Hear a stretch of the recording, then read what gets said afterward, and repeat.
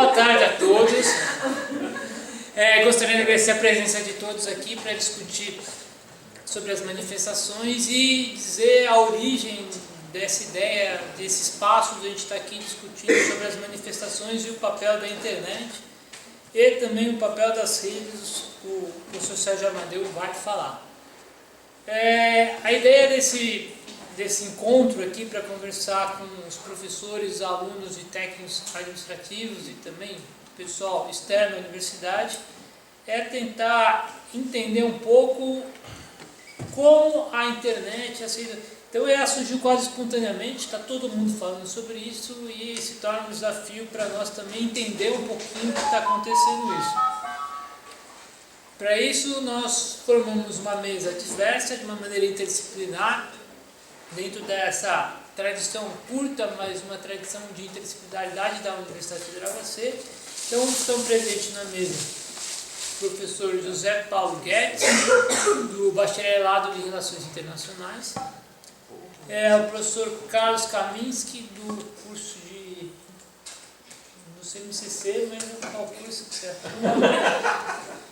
Que é o nosso pró-reitor de pós-graduação também, e o professor Sérgio Amadeu, que é do Bacharelado de Políticas Públicas e também professor do curso de Ciências Humanas e Sociais, que estão ajudando a promover e organizar esse evento.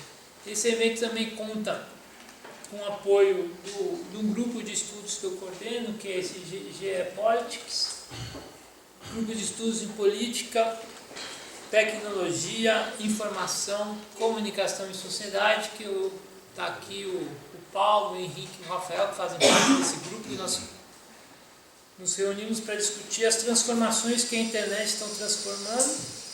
Também o grupo de cultura digital da FABC, qual o professor Sérgio Amadeu faz parte. Bom, a nossa ideia é fazer que os apresentadores eles vão ter uma fala mais ou menos de 20 minutos, começando pelo professor José Paulo, que está acabando de terminar, então estou enrolando um pouquinho mais, para dar mais tempo. Depois eu passo a palavra para o Sérgio Amadeu, depois para o Carlos Kaminski para fazer a sua fala, e depois a ideia é conversar com vocês para a gente fazer um diálogo e um TC em conjunto, e tentar aprender um pouco cada um com o outro aqui nesse momento. Então, professor. Muito obrigado. Obrigado, professor Cláudio, pelo convite, agradecer aos outros membros da mesa. Me sinto honrado aí de fazer parte. Entrei na FABC em janeiro, tomei posse em janeiro. Enfim, o pessoal está apostando no sangue novo. Não sei se eu vou corresponder às expectativas. Bom, eu resolvi fazer uma fala mais geral de abertura mesmo, então acho bom ser o primeiro. Sobre as perguntas, eu não sei se eu vou respondê-las diretamente, Tem 3 perguntas importantes aqui colocadas, sobre a emergência das redes, que é qual o papel das redes nas mobilizações, como a teoria das redes e dos grafos permitem entender o que está acontecendo, isso acho que eu não vou falar muito, e se as redes estão se as redes que estão nas ruas são de direita ou de esquerda. Bom, eu resolvi iniciar com uma abordagem mais de economia política, passando um pouco pela teoria da complexidade para analisar a rede, que eu tenho alguma familiaridade, que eu estudei isso no doutorado, e falar um pouco de relações internacionais também no final. Bom, a base da minha apresentação é a minha tese de doutorado, que é com base nesse livro aqui do Eleutério Prado, Desenvolvendo o Valor Crítica da Pós-Grande Indústria. Eu acho que é um livro importante que, enfim, não ganhou ainda o prestígio que ele merece na academia. Bom, a minha tese é o seguinte, vou tentar fazer uma interpretação do mundo recente e depois falar do papel das redes nessas mobilizações.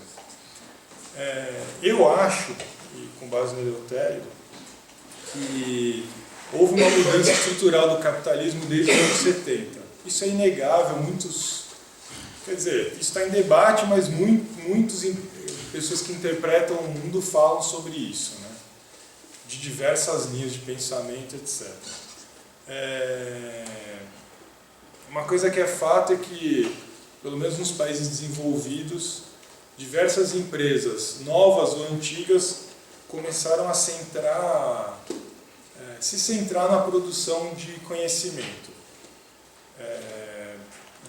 científico e tecnológico, né?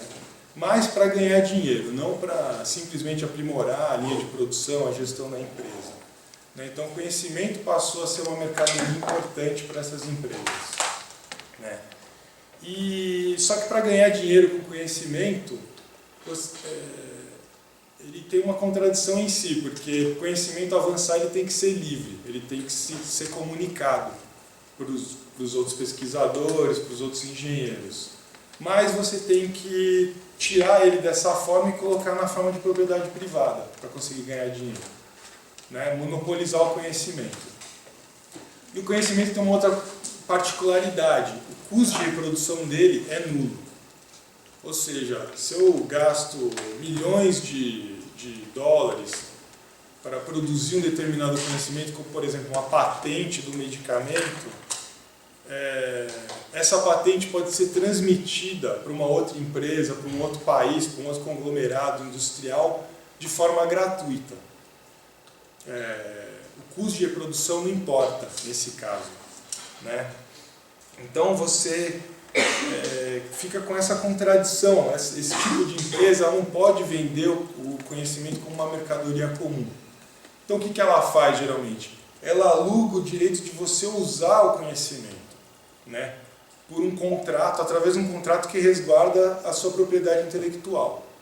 Então você pensa, por exemplo, na Microsoft. Ela gasta milhares de horas de trabalho e bilhões de dólares para desenvolver o seu software. Código-fonte, o Windows 8, por exemplo, né? Muita gente trabalhou e é um investimento, digamos, o investimento inicial é um investimento comum, de uma empresa capitalista normal. Mas como é que ela ganha dinheiro? Ela aluga o direito de você usar esse software. E impõe isso através de leis, né? Através da coerção estatal ou interestatal, através de tratados de propriedade intelectual. Se um país não observa essas leis, por exemplo, e libera os seus cidadãos de copiar gratuitamente ou vender gratuitamente cópias às empresas, etc., a Microsoft perde um pouco do seu capital aplicado. Ou seja, o jeito dela conseguir remunerar esse capital é com pequenos pagamentos da licença, do direito de você usar esse software por milhões de pessoas físicas e jurídicas no mundo inteiro, e governos, principalmente. Tá? Então esse é o jeito da Microsoft recuperar, né? Então,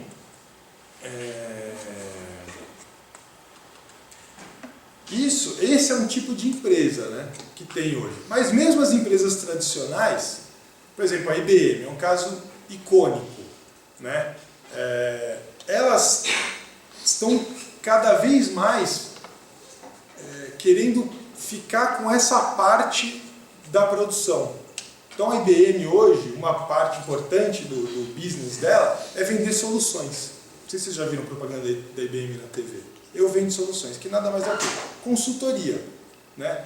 Soluções de todo tipo. Então você quer automatizar a empresa, quer colocar um sistema de software de controle da sua seguradora. Você contrata a IBM, eles vão resolver o problema para você.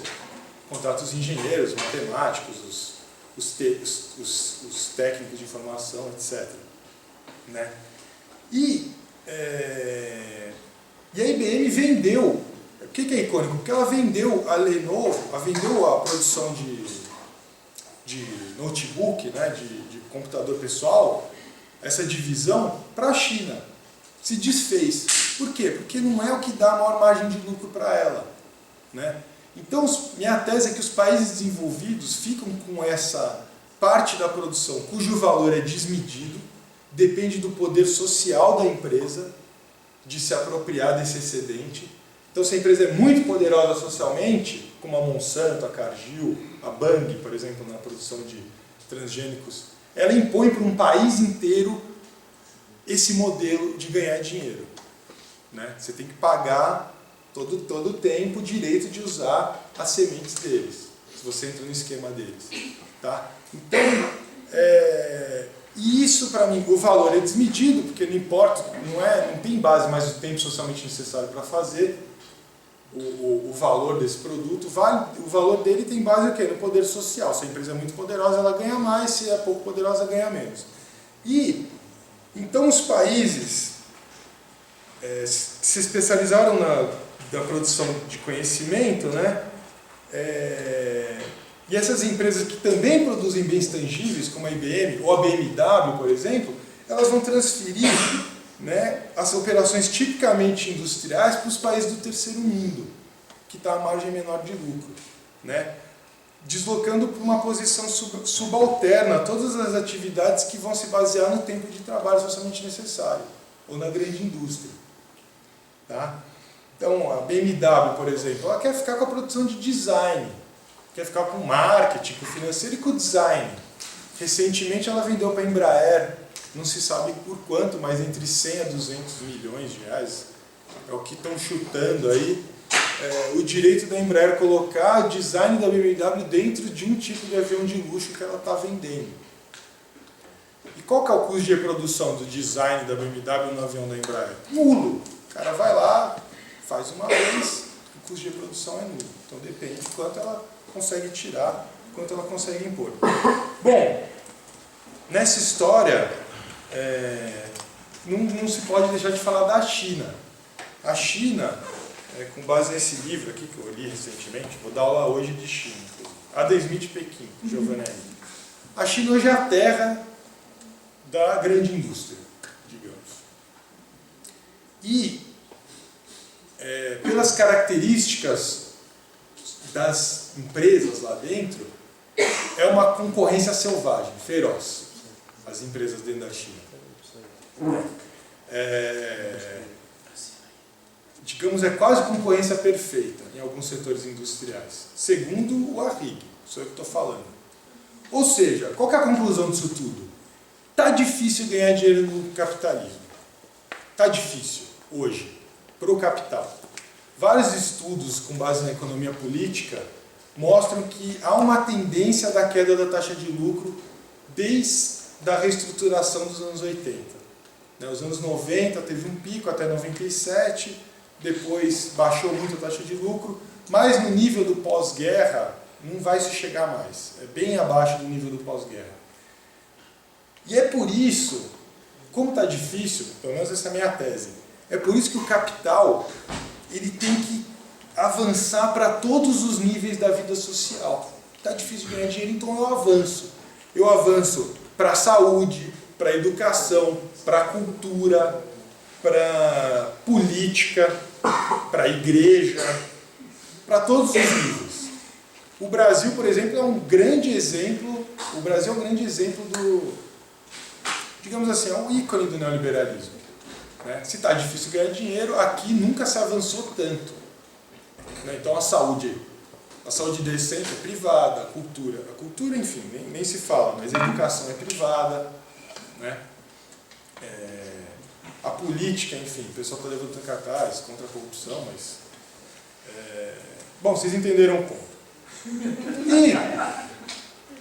E o controle da internet entra nesse contexto. Né? A internet é livre, mas controlá-la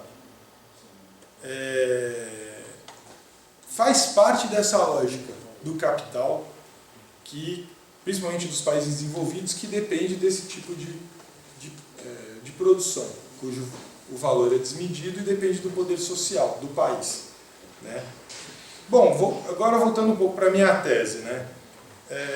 Minha tese é sobre a indústria fonográfica, com base nesse arcabouço teórico. Pesquisei a indústria fonográfica no Brasil e no mundo. São mais de 200 entrevistas e análise de todas as grandes majors, pelo menos os 10 últimos anos dos balanços sociais das grandes majors, das empresas majors, né? Das 4 grandes majors. E essa indústria foi a primeira a sofrer com isso. Por quê? Porque o custo de produção da música hoje é nulo. Né? por conta da internet, do avanço das tecnologias de informação, da banda larga na casa de todo mundo, principalmente nos países envolvidos, isso impôs uma perda grande de capital para a indústria fonográfica. Porque agora eu posso copiar a música a custo zero. Né? Então, hoje se pode dizer, a indústria fonográfica não sucumbiu. De fato, ela teve um rearranjo na indústria, né?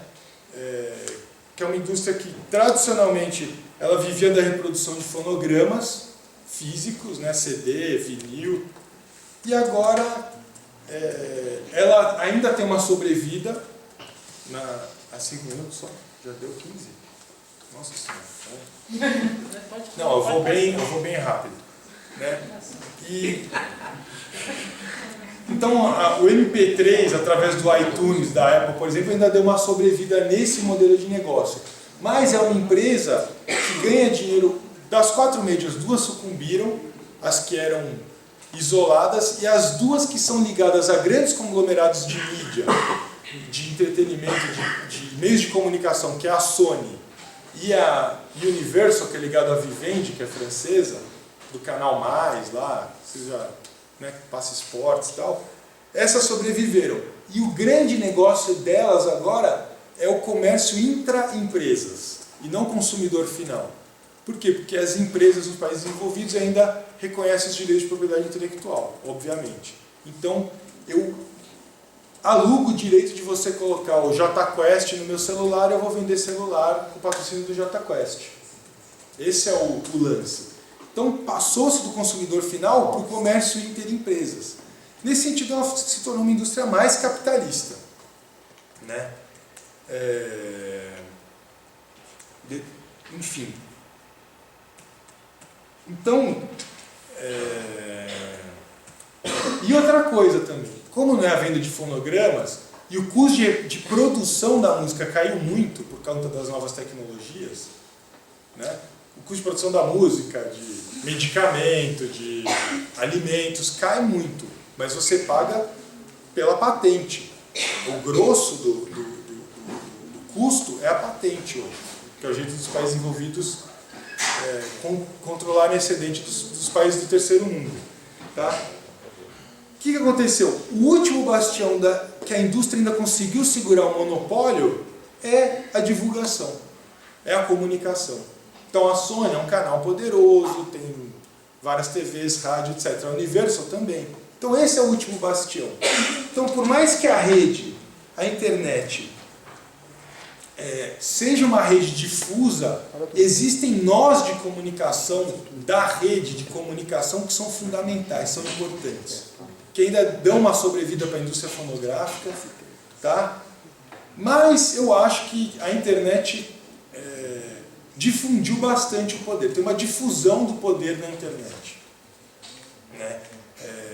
Vide, por exemplo, o vazamento aí do Snowden, né, das escutas da CIA. Bom, dado isso, voltando agora, 2 minutos, tem 2 minutos, para concluir. Né? Primeira pergunta, qual o papel das redes nas mobilizações? O papel é fundamental nas mobilizações. Tá? Mas, por mais que seja descentralizada a rede da internet, existem nós muito importantes, que não foram quebrados, que é o da grande mídia, etc.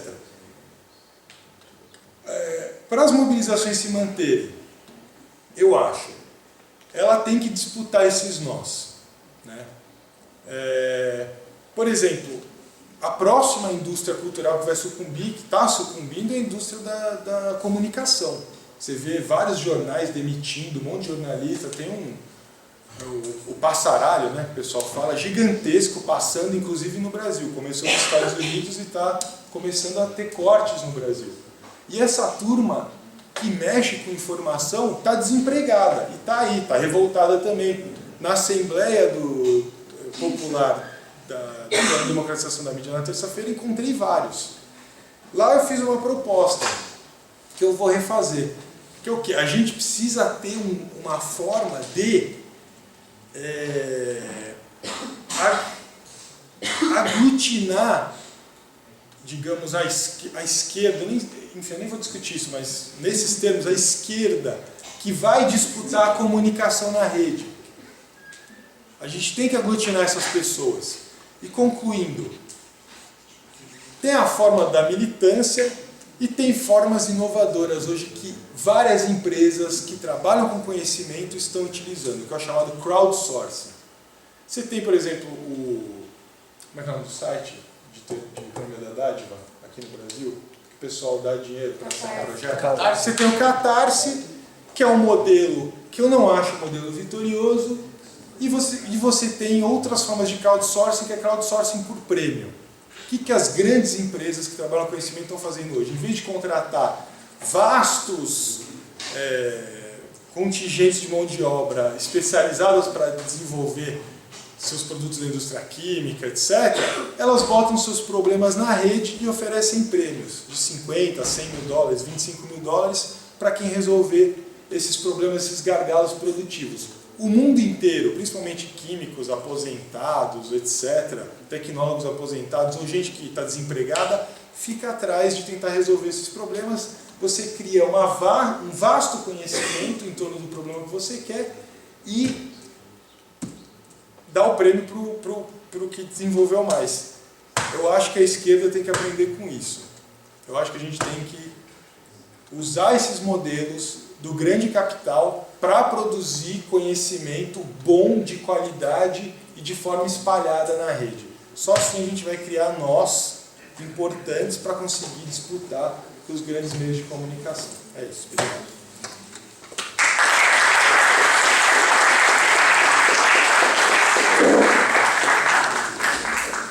Bom, agora o professor Sérgio Amadeu vai fazer a sua intervenção. O papel de Fausto Silva aqui. Então, é muito interessante porque semana passada eu e o Sérgio Amadeu participamos de uma banca que a gente discutiu o novo mercado de música a partir do modelo do teatro mágico. E hoje a gente acabou de vir de uma banca, eu e o Sérgio Amadeu, de uma aluna minha que está discutindo feminismo na internet, ela estudou o Facebook. E o que é interessante do resultado dessa minha aluna? Ela estudou as cinco páginas feministas com o maior número de likes, foi o critério que ela utilizou, enfim, mais populares dentro, e foi analisar como utilizava, como o feminismo, quais eram os discursos que estavam presentes. E foi ver assim, que muitos dos discursos que estavam presentes eram discursos muito fragmentados, aí você vê os temas eram muito fragmentados. Conseguiu? Ah, conseguiu. Então, finalizando, e eu acho que isso tem uma grande correspondência para entender um pouco as manifestações. Ao mesmo tempo que você teve uma grande mobilização, muita gente publicando, falando sobre isso, mas você não tem uma coordenação, os temas são diversos, entra um pouco de tudo. E de uma certa maneira os movimentos sociais eles começam a perder o quê? A força. Esse pulverizo perde a força. O Sérgio Amadeu vai mostrar um outro comportamento para a gente. Bom, legal aí, obrigado pela possibilidade aqui de conversar sobre algumas coisas. Eu vou apresentar no final alguns grafos que a gente, eu particularmente estou produzindo, mas não vou apresentar uma análise porque eram muitos dados, a gente tem algumas coisas que dá para afirmar e outras não. Eu vou demorar ainda para fazer uma análise do período que a gente coletou informações, baixando mensagens do Facebook, postagens do Facebook, tá? Que é mais difícil de baixar, mas é a rede que permite você ter uma maior clareza na articulação. Por quê? Porque no Facebook você tem as pessoas que fazem comentários, que fazem, na verdade, compartilhamentos, então a gente consegue ver melhor quem são os nós da rede. Então, a primeira coisa que, antes de entrar nessa questão daqui, eu queria dizer o seguinte: a internet, apesar de muitos não acreditarem, ela efetivamente teve um comportamento, foi usada na Primavera Árabe de modo um pouco similar do que aconteceu nessas manifestações aqui. Efetivamente, foi pelo Facebook que ocorreram as convocações das primeiras manifestações. No caso do Egito, isso foi bastante claro, e no caso da Tunísia, a denúncia da morte do rapaz pela repressão que gerou o estopim, ela foi divulgada amplamente pelas redes sociais. E também, no caso lá, pelo Twitter mais do que pelo Facebook. O caldo de indignação e a possibilidade de divulgar imagens que não eram filtradas pela comunicação de massa, pelos editores, pelas mídias tradicionais, ou controladas pelos regimes autoritários, gerou uma explosão. Na verdade, não é a mídia que gera uma explosão, a indignação existe, mas é preciso que tenha uma possibilidade de articulação disso, de disseminação de informações, que a internet permite. Então, isso aqui são fotos, né, que eu tirei, e muitas pessoas vieram com essa prática que é muito comum nos Estados Unidos, escrever cartazes assim, só que era para cidadãos isolados. Aqui as pessoas começaram a escrever, né, nessas manifestações gigantescas, com hashtags, usando comportamentos e condutas que são típicas do entretenimento e do relacionamento não político. Essas condutas, elas desceram para essas manifestações já, seja na Primavera Árabe, seja também no que veio depois. E o que veio depois de espetacular é diferente, mas mantém uma certa similaridade no comportamento da rede. Você pega o governo do Partido Socialista Espanhol, um governo altamente conservador, é um governo que fez questão de perseguir quem compartilhava música, e a Espanha compartilha pelos dados de troca de música, redes peer-to-peer, é muito parecido com o Brasil e com a Suécia.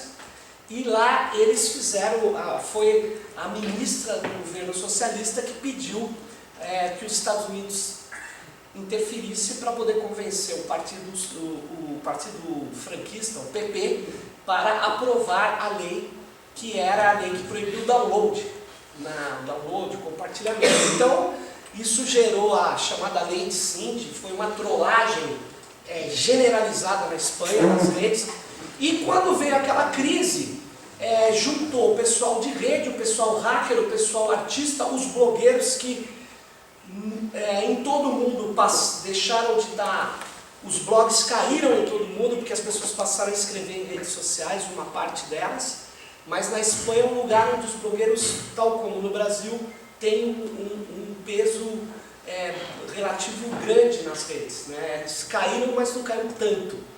E esses caras se ligaram com um movimento completamente distribuído de micro-lideranças, conhecidos por todos nós como indignados, que passaram a trabalhar aqui a crise europeia, na Espanha, com um modo muito interessante, típico do pessoal que é nerd e tal, que fazia tem vários democenes, campus party e tal, que é acampar no lugar que vai se divertir.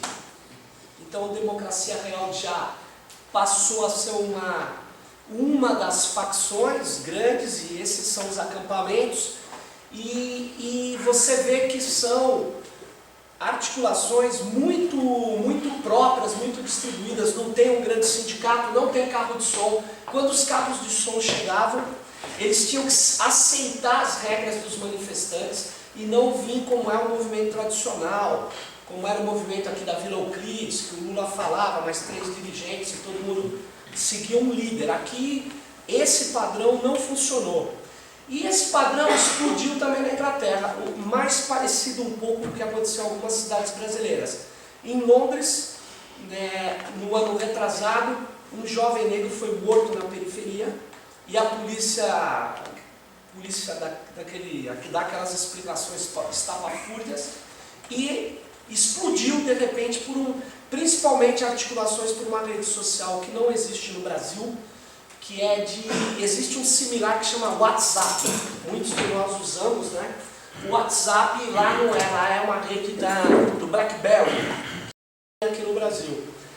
Porque por uma situação específica, a Inglaterra tem muitos BlackBerry. E esse pessoal começou, de modo violento, a maioria, a botar pânico na cidade, a molecada, a classe média, a periferia. E por outro lado, gente com mobilizações divertidas como essa, de limpar o parlamento, todo mundo me lembrou o Jânio Quadros, essa situação. Imediatamente, o David Cameron, o primeiro-ministro liberal, de direita, mas um liberal, né? Quem faz aula de teoria política, quem sabe o que é um liberal, né? Liberal, uma das questões básicas é defender a livre iniciativa, e o liberal do século XX defende a liberdade de expressão, etc., né? Mais ou menos, né? Porque a primeira coisa que ele sugeriu foi suspender as redes sociais. Retirada da tomada. Muito parecido com o Mubarak, muito parecido com Assad. Eles se igualam. Ou seja, tem mobilização. Ele não se perguntou por que os jovens da Holanda não estavam nas ruas. Não é a rede social. É um fenômeno concreto da Inglaterra. Em vez dele negociar o fenômeno, a sugestão é: tira da tomada, tira os provedores, tira as plataformas. Isso é um liberal, né? Cameron ameaça bloquear as mídias sociais. E um outro fenômeno um pouco diferente, mas que teve uma articulação mais rede-rua, foi o Occupy Wall Street, né? Perdi meu emprego, mas encontrei uma ocupação, e a ocupação foi lá em frente. O Occupy se espalhou por vários lugares dos Estados Unidos, e com aquelas coisas americanas.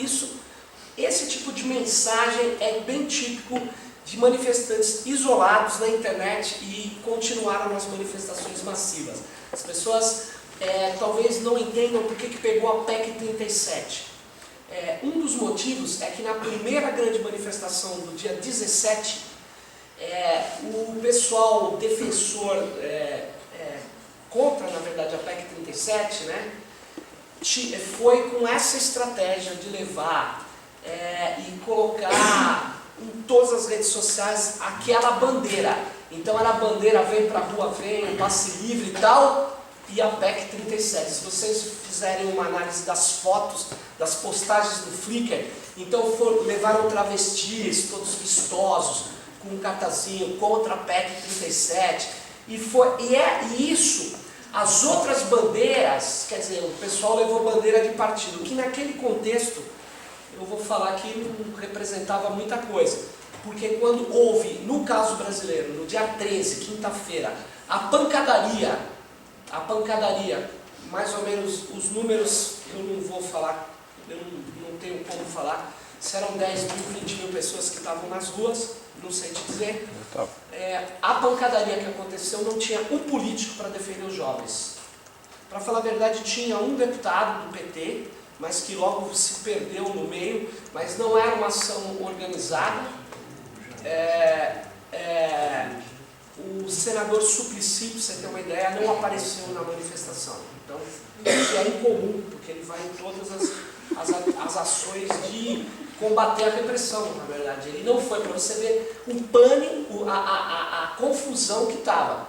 Paderneiros e tal. E aquilo, uma coisa curiosa, você vê pela rede, não com que você vê pela hora. Quanto mais o pessoal divulgava a repressão, o protagonista da ação na rua, ele também faz a cobertura da sua ação. Isso é fenomenal. Então ele está na rua, então vai vindo o batalhão de choque, ele está filmando, ó os caras vindo, e aí com palavras típicas da juventude, eu não vou repetir aqui, e os caras vindo, ele filmando e colocando na rede. E isso estimulava um outro amigo que não tinha ido, e falou, putz, eu não fui. Tomava um ônibus, descia e ia para lá. E por isso que, apesar da violenta repressão ali no centro, a dispersão não foi definitiva. Ela se reagrupou em outros pontos da cidade e trouxe mais gente, porque a cobertura das manifestações por causa das redes sociais é imediata, né? Então, Eu vou falar esses são os usos da rede, não vem ao caso aqui.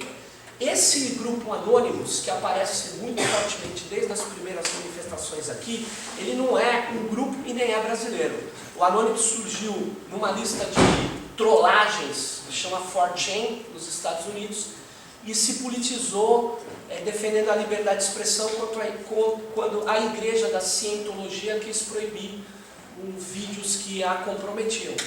Então eles foram aí e eles tiveram um grande destaque quando eles resolveram, além de defender usuários da Sony por compartilhar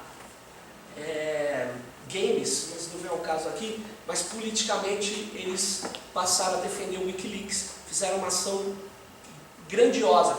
Essa ação logo em seguida espalhou pelo mundo coletivos que usavam a mesma máscara e que se identificavam com o nome Anonymous.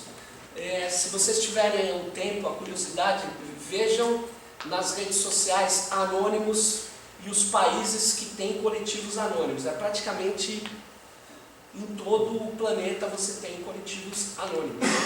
E o Anonymous, na verdade, é um coletivo que luta contra o poder anonimamente e sem líderes. É a causa. A causa tem que contaminar as pessoas, tem que alertar a todos. Então, uma das ações que eles ajudaram a fazer foi quando o governo americano, isso é muito interessante, o governo mais poderoso do mundo ainda, ele é um governo militarmente poderoso, enfim, financeiramente, etc. Esse governo desabilitou o site do Wikileaks que estava hospedado na Amazon e cancelou as contas em vários bancos para as pessoas não poderem mais contribuir com o Wikileaks. O site, 800 cópias no dia seguinte, em todo o mundo. Em todo o mundo tem um mapa onde estavam hospedados. Aqui pegou uma parte, né? Tinham 4 espelhos do Wikileaks no Brasil, 4. Tá? Que a molecada hospedou. O que é um espelho? É uma cópia idêntica do site que estava sendo desabilitado pelo governo americano. Na verdade, eu já mostrei isso numa compolítica, mas essa frase para mim é básica. Numa rede distribuída, todo ator individual decide sobre si mesmo, mas carece da capacidade e da oportunidade para decidir sobre qualquer dos demais atores. Se a rede for lógica e for distribuída. Ocorre que a rede lógica distribuída se assenta sobre uma rede física centralizada, que é a rede de telecomunicação, que é por onde você pode pegar, é por onde o Mubarak desligou o servidor, é por onde se filtra os cabos, ali que tá. E é por onde, no Brasil, o atual ministro das Comunicações, o senhor Paulo Bernardo, aliado das TEDs, quer controlar a internet, quebrando a neutralidade na rede. Ele quer permitir que as operadoras de telecom tenha, na verdade, o poder de filtragem da rede para além de um balanceamento ou uma interferência para garantir qualidade de banda. Eles estão falando de outras coisas, como acontece nos Estados Unidos com uma decisão judicial para a Comcast. No Brasil, na verdade, os anônimos são vários grupos, não são o mesmo, vários coletivos e tiveram a participação derradeira nas manifestações. Tiveram também, eu não vou falar aqui porque eu vou me estender, mas no dia 6 começa a manifestação do Passe Livre em São Paulo e em alguns poucos lugares. O pessoal do Passe Livre é mais analógico que digital, é um movimento bastante sério, tem desde 2005, foi formado no Fórum Social Mundial e ele fez um enfrentamento. Na verdade, se vocês olharem aí as pessoas que estavam naquela manifestação, muita gente de periferia, não sei se tinham 2.000 ou 3.000 pessoas. Essas pessoas, elas estão acostumadas no seu cotidiano a apanhar da polícia, a ser violentado pela polícia, a ser agredido pela polícia, e elas não têm medo de polícia.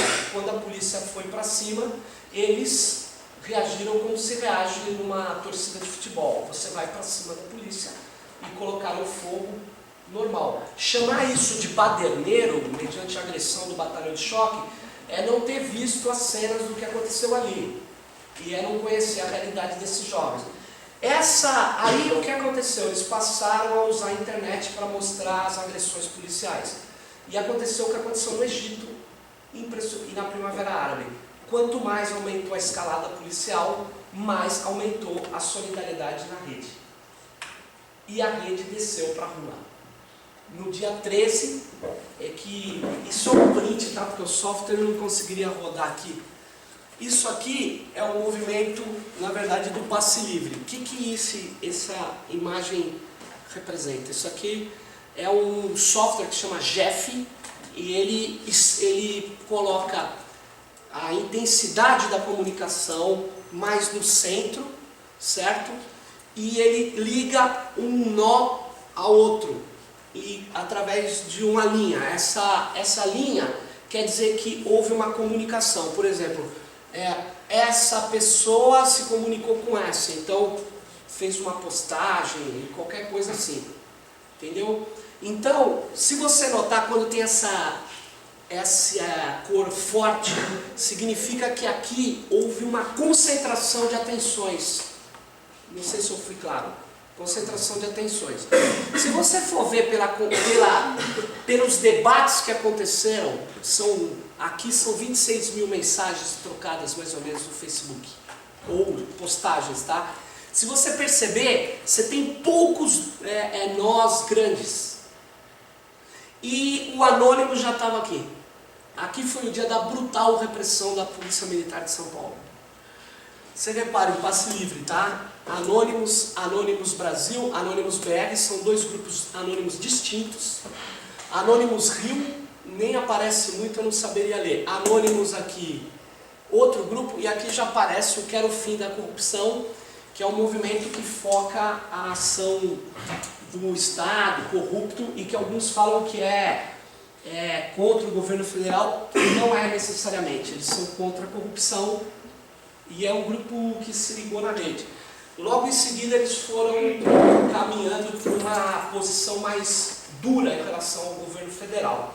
Mas se você olhar a troca de mensagens desses grupos, dessas pessoas, é muito difícil você caracterizar como direita, a não ser que você caracterize o senso comum como direita. O que eu quero dizer com isso? É meio difícil você falar assim, quem é a favor da corrupção? Tirando os corruptos, muito difícil as pessoas, eu sou a favor, que eu acho legal. Não funciona. Então, você falar, sou contra a corrupção, entra todo mundo. Entra todo mundo. Agora, é óbvio que quando a Veja fala contra a corrupção no contexto concreto, ela não é contra a corrupção do Marcos Valério no mensalão do PSDB de Minas. Ela é só contra a corrupção que aconteceu durante o período que estava Lula na presidência. Não é contra a corrupção do governo Collor, é contra a corrupção ali daquele período. Não é contra a corrupção que a revista Veja pratica nos livros didáticos, é só contra a corrupção do governo federal, daquele período. Então é uma contra-corrupção seletiva. E como eles controlam a mídia de massa, eles tentam dirigir as ações. Agora, dizer que o contra a corrupção é de direita, porque tem um monte de gente que entrou, eu acho uma análise simplista. A não ser que a gente concorde. Aí eu vou concordar com quem concorda, que o senso comum é de direita. Não sei, o senso comum é de manutenção do sistema? Sim, me parece que sim. Mas na política não é a mesma coisa. Eu não sei se eu fui claro, desculpa, eu estou ainda... Aqui já é o dia 17. Aqui o passe livre desaparece. E os outros, é que eu não enxergo bem, o print ficou ruim. Outros coletivos mais chamados autonomistas desaparecem, não que eles não estavam aqui, eles estão aqui, eu não sei identificar. A importância relativa deles cai, porque aqui entra milhões de pessoas conversando, explodindo. Então aqui os anônimos passam a manter a sua força, eles passam a ampliar e começa assim a surgir articulações mais políticas de cidadãos comuns.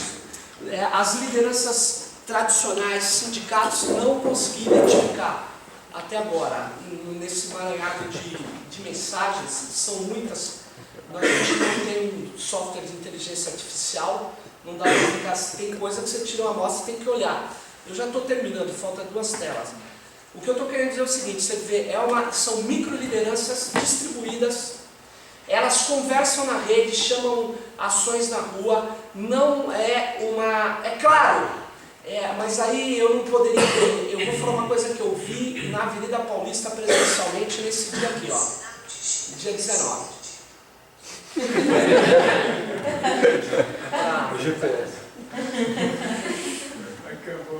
Esse dia aqui anunciou a vitória e teve a manifestação lá, a manifestação na Paulista. Esse dia aqui eu vi lá, ali sim, tinham academias de jiu-jitsu contratadas, tal, caras de walkie-talkie, faixas de plástico pintadinhas, você vê. Mas aquilo é uma intervenção dentro da manifestação, obviamente de forças de direita, porque inclusive forças estranhas. É porque os caras que... porque não são as forças, você não vai falar que foi o Fernando Henrique Cardoso e o José Serra. A única participação do José Serra nisso foi no Roda Viva, como um grande analista de movimento popular. Me impressionou muito, e ex-líder estudantil também de manifestações. Mas o que eu quero dizer é o seguinte, no dia 20 você começa a ver o seguinte, a persistência de algumas lideranças, surgiram novas lideranças da rede, e sim, a direita, líderes de direita, eu vou chamar de líderes por falta de micro-líderes de direita, se reconheceram na rede agora. Eles não se reconheceram, não são aqueles caras tradicionais. Aqueles caras tradicionais não falam com quem está na rua. A percepção que a gente lendo o Facebook, se é possível as generalizações que eu fiz, a quantidade de informações é muito grande, e se o Facebook expressa, eu digo uma coisa, as mobilizações têm lideranças que não são tradicionais, elas começaram com forças de esquerda offline, que passaram a usar também o Facebook, mas elas iam ganhando grande adesão conforme a repressão aumentava, e elas agora têm vários grupos se articulando na rede. Por que eu digo isso? Porque tem várias páginas de coisas sendo chamadas. O movimento que se chama mais democrático, mais à esquerda, está chamando assembleias populares no Rio de Janeiro, na Bahia, em São Paulo, em tudo quanto é lugar. E há uma disputa pela agenda. Quem tem razão, minha opinião, é o teórico Alexander Galloway, que ele já falava isso sem essa situação. Cada vez mais o que vai acontecer são redes de opinião enfrentando redes de opinião.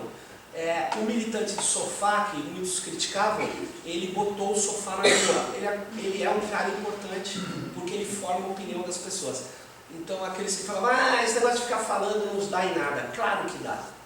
Claro que dá. Não dá a todo instante. Existe um caldo, uma explosão, mas a disputa é uma disputa pela condução agora dessa liberação. Se você fizer uma coisa, somar o que são na imprensa, do que os jornais falam que teve de gente em manifestação, você vai chegar a um número muito próximo, e 5% da população saiu na rua nesse mês de junho.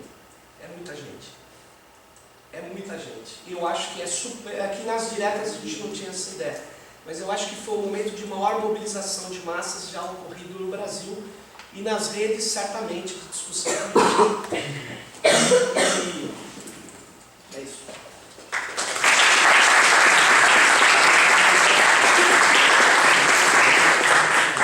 Chamo agora o professor Carlos Kaminski, fazer uma fala. Você fica lá também? Kaminski. Boa.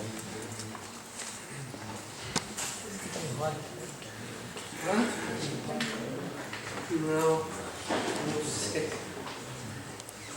Bom, agradeço aí a Gali, que não dá para controlar aqui os slides. Agradeço o convite do Cláudio, e gostaria de dar boa tarde e boa noite já para vocês todos aqui. A minha área é computação, então é um pouquinho diferente, né? vem no espírito da UFABC, uma coisa mais interdisciplinar. Eu tenho estudado redes sociais online, mas também vários tipos de redes complexas, fenômenos de redes que você modela esses fenômenos como uma estrutura chamada um grafo, que está tendo a chamada ali, né? E aí você consegue extrair várias métricas que te ajudam a entender a estrutura dessas redes e a dinâmica, né? Tanto a dinâmica do crescimento dessas redes, quanto a dinâmica do fluxo de informações na rede. Eu estou um pouco atrasado, né? O Sérgio Amadeu já foi analisar aqui, já fez ali os grafos, né, as redes. Eu não tive essa velocidade, porque normalmente você precisa de alunos para fazer isso, né? Os meus alunos estão terminando, os alunos do mestrado, eles estão terminando agora essa semana, tem que fazer a qualificação, estão fechando o documento, então não dá para mandar eles analisar nada.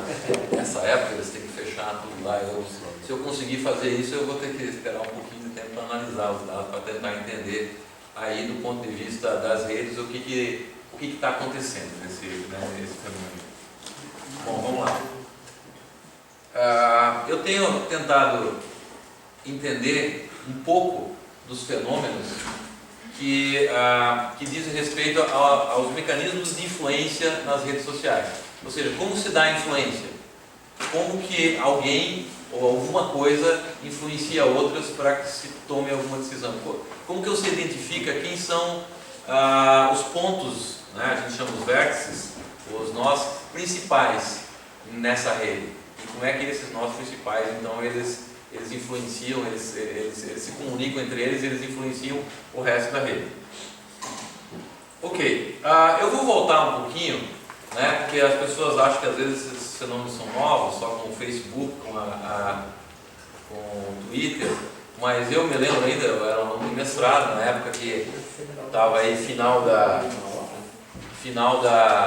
União Soviética, e que teve um golpe, que chama o pessoal que não queria as reformas lá, contra Yeltsin e Gorbachev, etc., lá na União Soviética, e aí tentaram dar um golpe, né, que ocorreu em agosto de 91. E aí o governo, ou o pessoal que deu o golpe ali, autoritário, mandou cortar tudo, mandou cortar rádio, televisão, jornal, não circulava nada. Quer dizer, essas iniciativas que o Sérgio estava falando não são de hoje. Todo governo, de alguma forma, os mais autoritários com mais sucesso, né? Os governos menos autoritários com menos sucesso, mas todo mundo tenta romper a informação. Quer dizer, quanto menos informação você tiver, menos as pessoas se mobilizam. Essa é a ideia. Quanto menos comunicação, quanto menos informação, você tem menos mobilização. Mas aí o que aconteceu?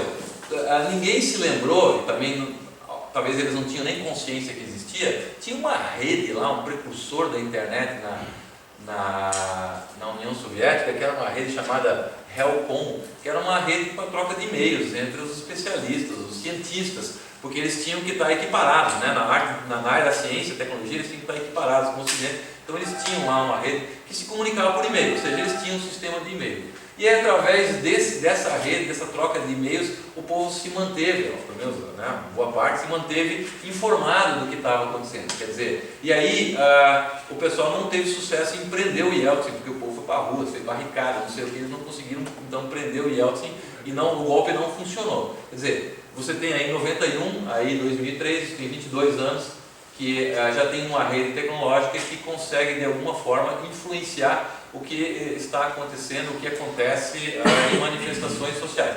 De outra forma, naquela época, acho que se não tivesse existido isso aí, eles teriam tido sucesso, teriam abafado, o golpe teria dado certo, etc. A história, né, teria sido diferente. Aí você tem outros, né? Você tem aí a Revolução na Ucrânia, 2004, 2005, e aí você já teve mensagem de texto, telefone celular e trocas de mensagens, e-mails pela internet também, que o pessoal considera aí o primeiro exemplo de protesto de massa, né? Organizado pela internet. Quer dizer, sem as lideranças tradicionais, que de alguma forma elas têm um certo controle sobre a comunicação, que tem o poder de chamar as pessoas para aquilo, né? Quer dizer, como é que você reúne as pessoas? Como é que você agrega as pessoas? Como é que você combina que vai ter uma manifestação nos horários? Os mecanismos tradicionais, de alguma forma, eles detêm certos métodos de conseguir se expor para a sociedade. E aí você tem pessoas que não estão articuladas, que não são tradicionais, que não são lideranças, não detêm comunicação, que conseguem, através dessas redes, reunir os grupos e se comunicar. E aí tem o outro mais recentemente, né, que é aquela, o pessoal chama a revolução do Twitter, né, que o pessoal se reuniu naquela praça lá e tweetava um hashtag lá, como é que é? PMAC, né? E aí conseguiram também articular totalmente através do Twitter naquela época e dizer o que estava acontecendo, inclusive um país pobre, né? uma região pobre da Europa Oriental, mas ninguém acreditava que tinha autonomia e tecnologia, etc., para conseguir mobilizar dessa forma, e eles conseguiram então fazer isso aí. Ok, então aí você tem várias outras, né? Mas, por exemplo, chegando nessas manifestações, o pessoal fazia questão de dizer que o movimento não tinha liderança, né? O Sérgio Amadeu deu cuidado de dizer, não, pô, eu não vou chamar de liderança, tal, são micro-lideranças, mas são lideranças, porque se você não tiver a liderança, não se articula, de alguma forma você tem que ter uma liderança. Quem são essas pessoas que marcam as manifestações, que controlam, que marcam horários, que combinam, que divulgam, etc., né? Que tem aquele efeito de influência que vai contaminando milhares e tal? Tem aquelas lideranças e de alguma forma elas estão unidas, tá certo? E você consegue entender isso aí. Então, quer dizer, é um movimento sem liderança, mas que tem lideranças. Quem são essas lideranças? Como elas são? Quer dizer, eventualmente você consegue entender, inclusive, qual é o relacionamento que elas têm entre elas. Às vezes até relacionamento pregresso, antes disso, né? Ou não, o relacionamento começou durante as manifestações, como o Sérgio falou. Eu não analisei, não fiquei lendo as mensagens do Facebook, mas eu tenho interesse de baixar os dados que a gente consegue, fazer programas que vão lá e capturam, né? Vocês acham que tudo que vocês publicam aí fica tudo escondido, mas não fica, né? Os perfis muitos são abertos, você vai lá, captura, os textos o que está público é público, e você vai lá e captura, consegue ver quem que mandou uma mensagem, quem respondeu, e aí você consegue fazer relacionamentos, como o Sérgio mostrou ali, você consegue ver quem que está se relacionando com quem, que peso isso tem, qual quantidade que aconteceu, e tem diversas teorias que ajudam a explicar esse tipo de questão. Bom, então aí você tem, né, as redes influenciando pessoas, quer dizer, você tem pessoas influenciando as redes influenciando pessoas. Você tem, em primeiro lugar, redes de computadores. Veja aquele exemplo ali do e-mail lá do golpe na União Soviética. É uma rede de computadores que, de maneira bem precária, que se for dizer hoje, né, linha de escada, aquelas coisas, ou de forma bem precária, que conseguiu se reunir. Você tem uma rede de computadores que por detrás tem pessoas, né, que formam uma rede social. Então você tem as redes de computadores e você tem as redes sociais que viabilizam a comunicação de maneira mais acelerada, mais rápida, mais instantânea através da rede de computadores. Bom, eu vou passar aqui, eu tenho um bocado de slides, até que não vou mentir, eu tirei de slides de aula, né, de disciplina e tal. Uma disciplina para quem faz DCT chamada Comunicação e Redes, né, que aborda justamente isso aí, quem se interessar, ó, como é que você vai analisar, tá, entender, quer dizer, disciplina de comunicação e redes, uma disciplina, fazer uma propaganda que só existe na UFABC, não existe em outros locais, uma disciplina bem interdisciplinar que só existe na UFABC, tá certo? Então, você tem aí, do ponto de vista mais formal, né, você tem uma rede, um conjunto de itens, vértices ou nós, com conexões entre eles, né? Um tracinho, ou seja, um bocado de bolinhas com tracinhos ligando eles. O que é uma bolinha? Uma bolinha é uma pessoa, é um computador, uma bolinha é uma célula, uma bolinha é várias coisas, né? O que é um tracinho entre elas? É algum tipo de relacionamento que existe, tá certo? Então isso aí, já há muito tempo atrás, né, recebeu o nome de um grafo, ok? Esse grafo ele tem propriedades matemáticas bem definidas, e você consegue extrair informações desses grafos do jeito que quando você modela algo um grafo, e você tem algoritmos computacionais bem definidos que já existem há muito tempo, e você roda esses algoritmos então e você consegue obter informações. Por exemplo, uma coisa bem simples para entender, você tem o Google Maps, como é que ele consegue achar o caminho, né? Aquilo ali você mapeia com um grafo, tá certo? E aí você tem as ruas, as conexões, aquele provavelmente, cada intersecção é um vértice, depois você tem as arestas, e cada uma tem a distância, aí você consegue saber que era a menor distância, menor tempo, etc. Um bocado de características que você consegue fazer. Ele modela daquele jeito, só que, lógico, é um negócio estrondoso, enorme, imagina o mundo inteiro modelado ali, né? Uma coisa muito grande que uma empresa como a Google consegue fazer. Então, e você pode usar para modelar vários tipos de problemas. Então, vários tipos de problemas em várias áreas que você modela do mesmo jeito. Aí tem vários tipos de redes que todas elas você consegue modelar desse jeito, e o pessoal já andou estudando. Isso é uma área chamada redes complexas, que na verdade é uma área nova. O primeiro artigo foi publicado na revista Nature em 1998 por um cara chamado Watts, né? Tese de doutorado dele, que resultou nas redes chamadas redes de mundo pequeno, de small world. E aí, desde lá, o pessoal já andou modelando e comparando várias redes. Rede na natureza funciona do mesmo jeito que a internet, embora ninguém pensou em fazer desse jeito. Quer dizer, é uma coisa natural que foi acontecendo. E aí, tudo começou com um camarada chamado Euler, né, que todo mundo conhece. Ele tinha um problema lá das pontes da cidade de Königsberg, ele queria ver como é que fazia. E aí, era um probleminha, todo mundo deve ter visto esse problema já, um problema que não tem solução, né? Basicamente, quando você coloca, uma vez tinha na UFABC, na entrada ali, e o pessoal ficava, como é que eu faço? Não tem solução o problema, né? Mas, então, até para mostrar que não tinha solução, ele criou o conceito de gráficos, pô, isso em 1700 e tanto, né? Que o cara pegou e criou um conceito que você tem, então, né, as bolas, os vértices, as arestas ligando os vértices, etc., para criar, então, a história de gráficos. E aí você tem as redes complexas, né, que são redes que não têm características triviais. Eu vou passar aqui. O que é essa área de redes estuda, então? Como eu disse, propriedades estatísticas da estrutura da rede. Propriedades estatísticas, tamanho dos caminhos, quanto, por exemplo, né? Qual é o menor caminho até um local? A distribuição de grau. Grau é o número de arestas que tem no nó, pode ser de entrada e de saída. O número de contatos, o número de amigos que eu tenho. Por exemplo, no Facebook eu tenho meus amigos. O meu amigo também é meu, né? Quer dizer, é nos dois sentidos, é bidirecional. Já no Twitter não, você segue alguém que pode não te seguir. Então aí você tem chama grau de entrada e grau de saída, né? Uma pessoa pode seguir muitos e pode ser seguida por poucos, vice-versa, ou pode ser equivalente. Então você quer medir essas propriedades. E aí você quer criar modelos de redes. Como é que você cria modelos para tentar ver? Dado que eu conheço esses modelos de redes, tá certo? Como é que eu consigo, então, generalizar, né? E dado que eu tenho os modelos, eu consigo fazer simulações, eu consigo fazer uma série de inferências. Dado que uma rede segue um modelo, eu consigo trabalhar matematicamente e computacionalmente com esses modelos. Ok. E aí, normalmente, o pessoal tem classificado as redes em 4 categorias, né? Redes sociais, redes de informação, redes tecnológicas e redes biológicas. 4 grandes grupos.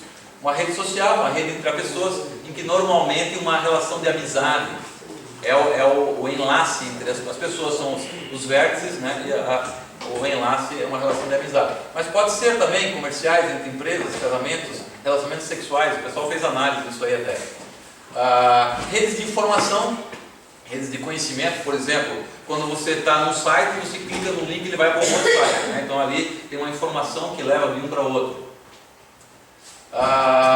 Por exemplo, e também é um exemplo, redes de colaboração entre cientistas, né?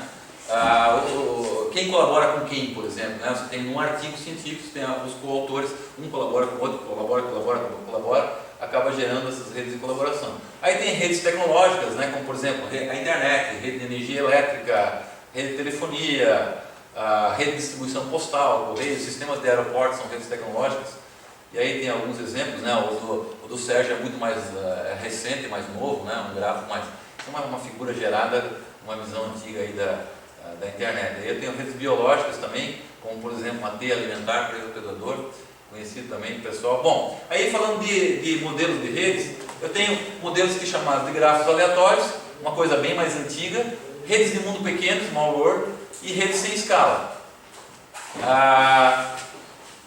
Que vamos pegar aqui. Essa rede de small world, na verdade, talvez se alguém a ideia dela é dizer assim, né? Se Se A está relacionado com B, então, e A está relacionado com C, então A está relacionado com C. Uma questão transitiva. E uma das principais características dela que ficou conhecida é o fato da história dos 6 graus, né? Um aluno meu de mestrado, ele fez uma avaliação usando o Orkut, já faz uns 3, 4 anos atrás. Ele baixou 21 milhões de perfis do Orkut e baixou 80 milhões de relacionamentos, né? Então ele criou um gráfico com 21 milhões de vértices e 80 milhões de enlaces. A primeira vez que ele colocou para rodar isso no computador dele, do laptop, ele queimou a placa-mãe. Aí eu tinha um recurso do projeto CNPq, comprei 2 servidores quad-core, ele fez um programa distribuído para rodar nos 8 cores ali, aí só demorava alguns dias para rodar cada vez, né? As métricas que ele tinha que calcular. Então, e ele chegou nisso aí, dependendo de como fazia, né, as análises, ele chegava a alguma coisa entre 4 e 5, 6 graus de separação entre quaisquer 2 nós que tivesse naquela rede ali. É bem interessante você chega nesse resultado, né? As redes sem escala, aí elas têm um negócio que é chamado uma lei de potência, né, em inglês, uma power law, em que a ideia é que você tem a ideia é aqueles que muitos têm pouco e poucos têm muito, tá certo? Isso é uma lei de potência simplificando, né? E a consequência é que você tem vértices que são os hubs, aqueles que concentram a ligação de vários. Ou seja, muitos têm poucos têm muitas conexões e muitos têm poucas conexões. Normalmente é assim, né? Lá no Facebook, né? Os artistas, as pessoas mais famosas. Então, os seguidores do Twitter, né? Eu abandonei o Twitter basicamente, mas tinha alguns seguidores lá, mas tem gente que tem milhões, né? Basicamente assim. Então, aqui você tem, né, uma rede que é aleatória, que é um sistema baseado em transporte terrestre, e uma rede baseada no transporte aéreo, que ela é uma rede sem escala, que ela tem os hubs, né? Todo sistema de rotas aéreas tem os seus certos aeroportos que são principais, que são os hubs. E aí, uma característica dela é o seguinte, né? Quando você plota essa curva que você vê desse número do grau, né? O número de relacionamentos que tem em cada cara, quando você plota normalmente esses dados, ele dá faz um L. E se você plotar um gráfico log, né? Logaritmo, aí ele faz uma reta. Né? E você consegue medir a inclinação dessa reta e você consegue medir lá e ver as características que tem. Ok. Bom, aí trazendo um pouco para esse lado, né? Eu tenho o tal do Castells, né? Que eu vi aqui que até quem é que estava no livro dele aí, né? Da Sociedade em Rede, mas tem uns dados interessantes que está bem relacionado com isso.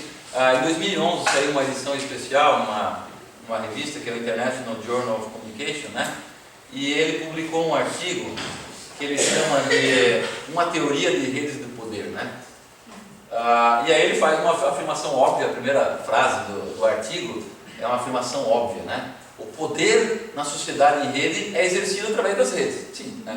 O poder é exercido através das redes. É uma afirmação óbvia, mas ele quis ser enfático com relação a isso. É simples assim. E aí ele divide, né, as formas de poder em 4 formas de poder. O poder em rede, dos conectados sobre os não conectados, o poder da rede, o network power, né, que são os padrões, e que esses padrões de conexão, às vezes eles impedem que certas pessoas excluem ou não excluem certas pessoas. O poder na rede, o network power, que é alguns atores sobre outros atores, e o poder de fazer as redes, né, que quem pode fazer uma rede? Quem fez o Facebook, por exemplo, um menino foi lá, construiu uma rede porque ele achava bonito ali na universidade, e aí virou uma rede que hoje quer ser a internet, né? Isso é um perigo, eu já tenho alertado. O Facebook é legal, mas não é a internet, tá certo? Né?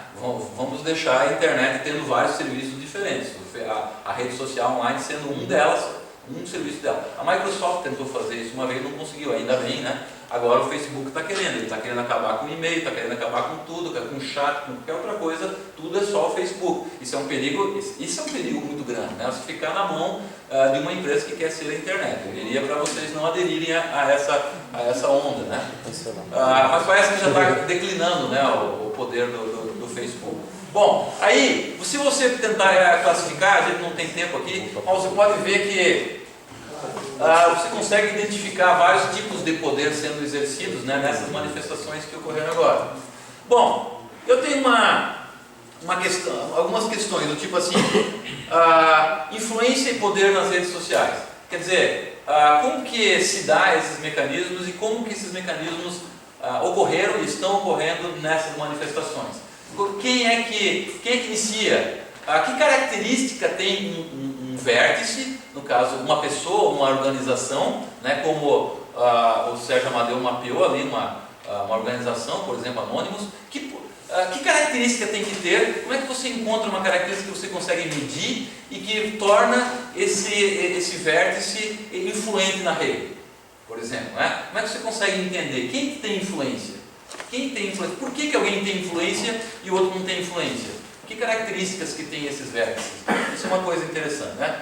Organização de eventos de grande porte não centralizados. Se não fosse a rede, não seria possível, né? Alguém que não é líder de nada, de repente coloca alguma coisa, fica enchendo o saco, insistindo, aí vai para os seus amigos, que vão para os amigos dos amigos, que compartilham, e vai indo, daqui a pouco cria um grupo, todo mundo adere, daqui a pouco aquela coisa marca, vai ter uma manifestação hoje. Às vezes, inicialmente, pode ser até indignação, outros pode ser até oba-oba, outros pode ser várias coisas, mas tem aquele poder de mobilização, né, que vem dessa rede social. E aí, uma questão interessante é compreender, quer dizer, porque no começo o pessoal achava o que estava por trás disso, o que estava manipulando esse povo. A grande massa, de alguma maneira, ela sempre tem algum tipo de influência por detrás, mas quem estava manipulando, ou quem, né? Várias pessoas, vários grupos manipulando. Identificação de lideranças. E a outra coisa é monitoramento de atividades, políticas ou não, né? Vocês acham que estão só lá postando na boa, né? De repente tem alguém que está olhando para vocês e vendo tudo que vocês estão fazendo, né? Por exemplo, tem muito funcionário que trabalha numa empresa e que vai lá no LinkedIn, não sei se vocês conhecem aquela rede, né? E fica lá postando, aplicando para empregos. Pô, o pessoal da empresa vai ver, pô, eu ia dar uma promoção para esse cara, ele está aplicando para 10 mil empregos, não vou mais, né? Quer dizer, então o pessoal consegue monitorar isso aí, né? Bom, eu vou fazer um minuto de propaganda. A gente teve uma chamada de núcleos estratégicos aqui na UFABC, a gente fez uma proposta com 18 professores, inclusive eu, o professor Cláudio e o professor Sérgio, tá certo? De tratar com um grupo, né, um núcleo que trate de várias questões ligadas a TICs e o impacto na sociedade. E aí eu vou passar aqui, porque eu já tenho que terminar, né, o moderador está cortando o meu tempo, mas é um núcleo que tem vários grupos de pesquisa, 5, que a gente tentou dar nomes assim, que tivessem mais fáceis de ser decorados, né? Comunidades inteligentes, associações virtuais, mobilidade conectada, computação extrema, universos integrados, que eventualmente estuda essas questões relacionadas e pode vir a tratar desses temas. Bom, agradeço então.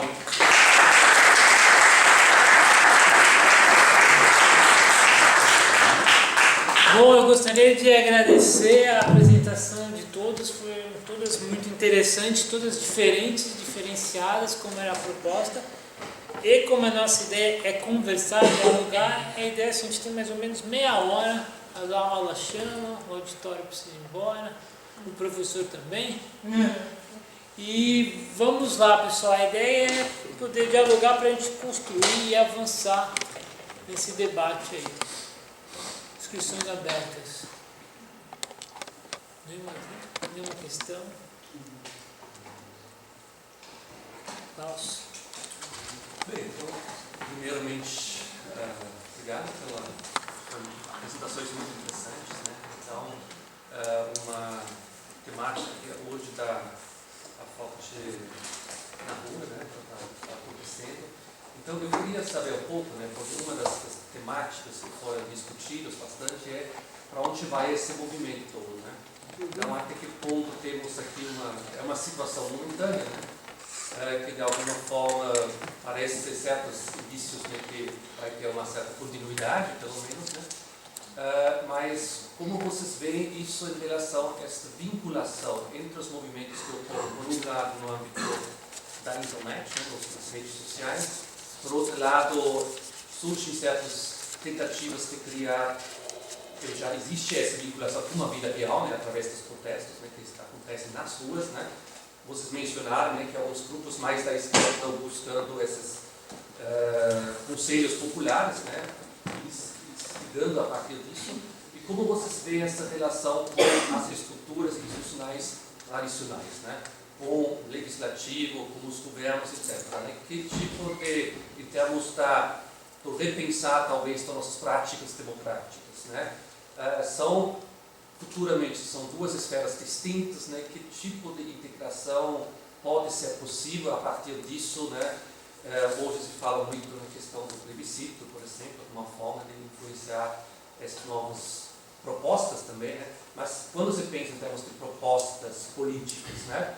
Eu acho que não se fala ainda da questão como essas redes, eventualmente, podem ser um elemento dentro desse processo, né? Então, minha pergunta seria um pouco como são as expectativas que vocês têm nesse sentido, né? De essas redes podem ser elementos efetivos, que são efetivos hoje, nesse momento, né? Mas para um modelo político mais contínuo, né? Quais expectativas vocês têm nesse sentido, né? Até para dentro dessa ideia dos limites da democracia representativa, da necessidade de ampliação para uma democracia mais participativa. Tivemos muitas experiências, sobretudo no âmbito local, para termos conselhos, orçamento participativo, etc., né? Como resultado, certamente, restritos, limitados, hoje até muito mais em declínio, e agora surge assim uma nova tendência para despertar, talvez, para novas modalidades de participação política. Então, um pouco essa avaliação do que a gente pode esperar para o futuro, né? De uma forma geral, foi mostrado como o funcionamento das redes funciona como um canalizador das ações espontâneas das pessoas, dos indivíduos. Então, os vários mapas, os grupos atuando como uma composição de múltiplos indivíduos que colocam as suas pautas nos diversos momentos da rede. Só que não há só os indivíduos atuando nas redes, há equipes, há empresas de análise, há grupos organizados, há assessorias e tal. O impacto das assessorias é muito grande, chega a ser grande, quando ele se torna catalisador. É possível, por exemplo, do ponto de vista das entidades, movimentos sociais, como ponto progressivo, atuar de forma consciente nas redes, tentando maximizar as mobilizações?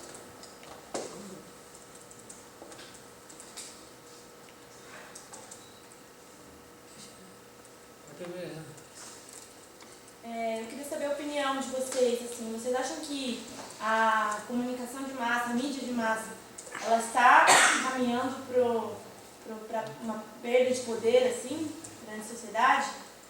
Porque o que a gente pôde verificar com esses manifestos é que, a princípio, a mídia de massa ela teve uma opinião contrária aos manifestantes. E logo que ela viu a força da rede, ela mudou completamente o discurso, né? Eu queria saber a opinião de vocês a respeito disso. Então, eu queria saber sobre a teoria de massa, se, como posso colocar, apesar do professor ter falado que o Facebook tenta ser a internet, tenta monopolizar talvez as redes sociais, tem algum elemento da teoria de Gauss que permite entender, por exemplo, o relacionamento entre duas redes diferentes? O Orkut hoje em dia desapareceu, mas pensando em duas redes diferentes em que uma mesma pessoa pode ter perfil nas duas, tem como traçar meios de se compreender essas duas interconectadas? Ainda sobre essa questão da comunicação de massa, das mídias de massa, também tem uma outra pergunta no mesmo caminho. Hoje eu pesquisei bastante, esse dia, sobre a democratização da mídia, né, um assunto que mexe bem. E um argumento contra, que eu encontro bastante na Folha de São Paulo, no estado de São Paulo, na mídia mais tradicional, é que hoje tem já as redes sociais que promoveram essa democratização, que cada um põe o que quer, então eles não precisam seguir essa ideia que é perigoso para eles, porque eles não veem muito bem isso. Eu queria saber a opinião de vocês sobre isso. Gostaria de saber, a partir de então, quando começar a se fazer necessário a representatividade, assim, que a figura de líderes surjam a partir desses movimentos de rede, quem possivelmente será esses líderes que podem surgir diante disso? Se é que vão surgir líderes a partir disso.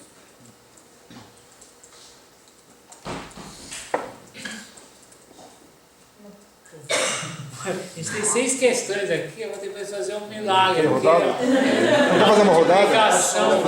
Faz uma rodada e depois pergunta de novo. E assim, eu vou Acho que pergunta curta, né? A gente está anotando aqui.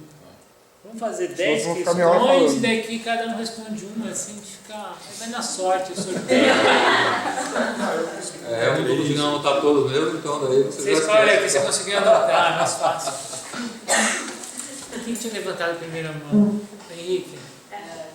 O representante do Passe Livre veio aqui na Universidade de quarta-feira e eu perguntei para ele o que ele tinha achado que tinha motivado ao aumento de participação entre o quarto ato e o quinto ato. E eu tinha dito que, para mim, tinha sido a repressão da polícia que, devido à contra-informação na rede, tinha motivado as pessoas a irem às ruas. Ele me disse que uma coisa que o movimento precisava fazer era dominar a hashtag. Eu fiquei pensando sobre isso e eu realmente percebi que não existiam hashtags no Twitter e no Facebook, agora também tem hashtag, vindo do Passe Livre e também de movimentos ligados à esquerda. Então, pensando mais ou menos se as redes são de direita ou de esquerda, é preciso então haver uma digamos assim, realmente o domínio da hashtag para o movimento Passe Livre, que não ter desaparecido daquele nó da imagem. O movimento tinha que ter se tornado um pouco mais ativo no Facebook, porque ele só tinha um evento, né?